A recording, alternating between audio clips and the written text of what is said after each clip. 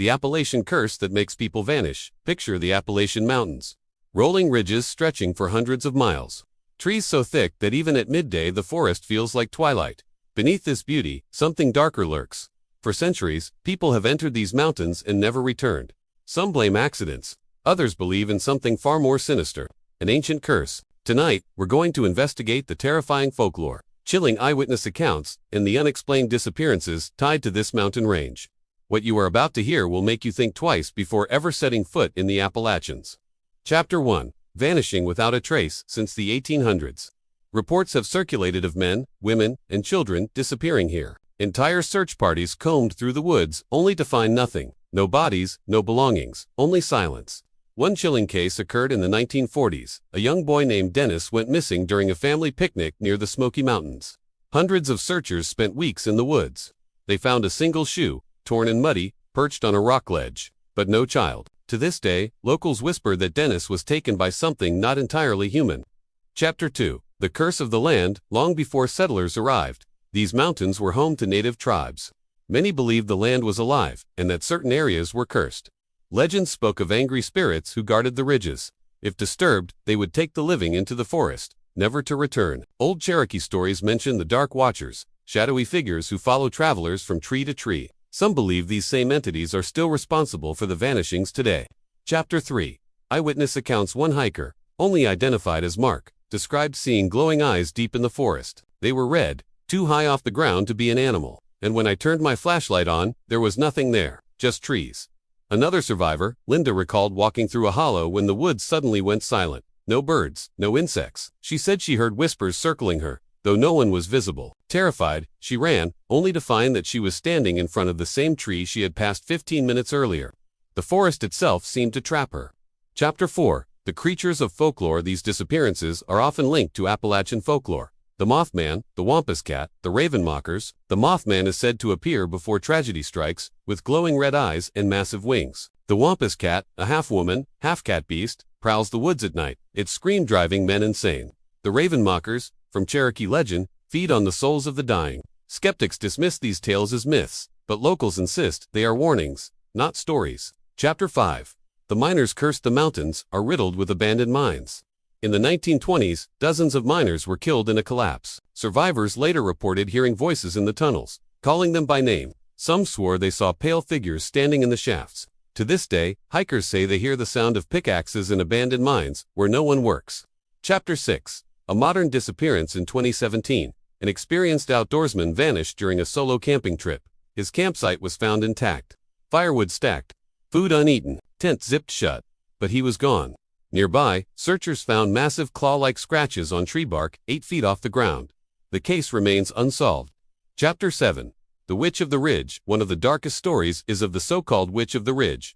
In the 1800s, villagers accused a woman of cursing hunters who trespassed on her land. When she was driven out, she vowed that no outsider would survive the ridge. People claim her spirit still wanders, her figure seen in long black rags, with hollow eyes. A park ranger once admitted, off record, "Every year, we lose someone up there. We write it off as accidents, but the truth is, we can't explain it." Chapter 8. Why they never return. The pattern is always the same. The forest falls silent. Shadows appear where no person should be. Then someone disappears, as if swallowed by the mountains themselves. Some say the land remembers every drop of blood spilled here, every curse uttered, every tragedy buried beneath its soil. The Appalachians are not just mountains. They are a graveyard that does not want to be disturbed. Closing reflection. So, why do people vanish in the Appalachian Mountains? Is it wild animals, rugged terrain, and human error? Or is there truly a curse, born of ancient spirits and kept alive by restless creatures of folklore? Perhaps the answer lies in the silence of the forest, a silence broken only by whispers. And if you ever walk these ridges, remember one thing: not everyone who enters the Appalachian Mountains comes back out. Who was Deborah Poe? To understand the weight of her disappearance, you first need to know who Deborah Poe was. Born in 1964, Deborah grew up in Virginia before moving to Florida. Friends described her as quiet but friendly, someone who carried herself with a sense of independence. She was hardworking, driven, and ambitious. At just 26, she already had dreams of a better life. She wanted to get into publishing. She loved writing and design. But, like many young adults, she had bills to pay, so she worked the overnight shift at the Circle K convenience store in Orlando. The job wasn't glamorous, but it gave her stability and time to plan her future. Her family said Deborah was the type of person who always called home, always checked in, always made sure her loved ones knew where she was, which is why what happened on February 4, 1990, shocked everyone who knew her. Deborah clocked in for her shift around 11 p.m. She was wearing her usual work uniform, her long brown hair pulled back, a simple necklace around her neck. She looked tired, but ready for another long night. The first few hours passed uneventfully. A few customers came and went, buying cigarettes, gas, or coffee. Deborah was seen smiling politely, ringing them up. Nothing unusual. Then, sometime around 3 a.m., everything changed. Multiple witnesses came forward later with a chilling detail. Around 3:15 a.m., there was a man behind the counter. Not Deborah. This man was described as tall, thin, with long hair and a beard. He wore a distinctive rock band t-shirt. He acted like he belonged there, as if nothing was wrong, but there was no sign of Deborah anywhere. Her car was still outside. Her purse and personal items were still in the store. The cash register had money inside. But Deborah herself, gone. One customer recalled asking this strange man for cigarettes. He handed them over casually, without hesitation. Another remembered seeing him lean against the counter, calm, as if waiting for something. To this day, no one knows if Deborah was still alive at that moment, hidden somewhere in the store, or if she was already gone. When the morning shift worker arrived around 5 a.m., the store was empty. Deborah wasn't there.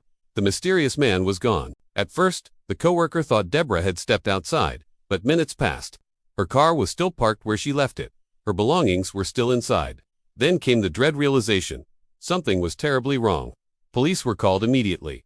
The scene was confusing. No broken glass, no signs of struggle, no blood. It was as if Deborah had simply walked away. But everyone who knew her said the same thing. Deborah would never leave her job unattended. Detectives swarmed the store. They dusted for fingerprints, looked for DNA, interviewed witnesses. The sketch of the mysterious man was released to the public. A thin man, long hair, rock t-shirt, possibly in his late 20s or early 30s.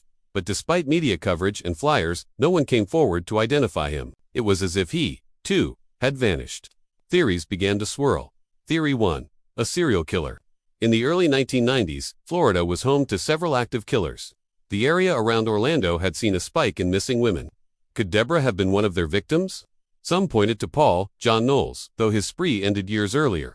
Others whispered about other predators traveling through Florida. Theory 2. Someone she knew. Deborah's friends recalled that she sometimes felt uneasy at work. She had mentioned men loitering around the store late at night, watching her. Could it have been a stalker? An obsessed customer who finally acted? Theory 3. A robbery gone wrong. Though nothing appeared stolen, detectives couldn't rule out the possibility. Maybe the man came in to rob the store. Things escalated, and Deborah was taken as a witness. But again, the evidence didn't add up. The register still had money. Theory 4. Abduction by opportunity. Perhaps the man was a drifter, someone passing through, who saw Deborah alone and vulnerable. The crime wasn't planned. It was spontaneous. But without Deborah's body or new evidence, everything remained speculation. For Deborah's parents, the days turned into weeks, then years, with no answers. They searched for her tirelessly, posting flyers, talking to reporters, begging for leads. They never gave up hope of finding her, even as the years dragged on. Friends remembered Deborah as someone who deserved so much more than to be a missing person on a police flyer. She was a daughter, a friend, a woman with dreams cut short. Part 8. Strange details that still haunt the case. One of the most unsettling aspects of the case is the eyewitness account of the man behind the counter. Imagine walking into a store you visit often, expecting to see the usual clerk, and instead, a stranger stands there. Calm, collected, almost too comfortable. Why did he stay in the store? Why did he serve customers? Was he trying to make it look like everything was normal, or was he waiting for something? And then, just as suddenly, he was gone. Another haunting detail. Deborah's jewelry. She always wore a necklace. It was missing from the scene. Was it taken as a trophy? Or was it lost during a struggle we may never know about? Part 9. Legacy of the case. Her name still appears on missing persons lists. Her photo, frozen in time, at 26, stares back, asking the same question everyone wants answered. What happened that night? Some disappearances have explanations. Deborah's does not. She didn't leave voluntarily. She didn't run away. She didn't have enemies. She was simply there one moment, and gone the next. And the image of that unknown man behind the counter lingers like a ghost. Was he her killer? Or was he just another mystery in a story already filled with too many questions? Until answers come, Deborah Poe's case will remain one of the most chilling unsolved vanishings in America. Deborah was 26 years old. She had dreams of building a life. On the night of February 4, 1990, Those dreams were stolen. And unless the truth is finally revealed, the silence of her disappearance will continue to echo.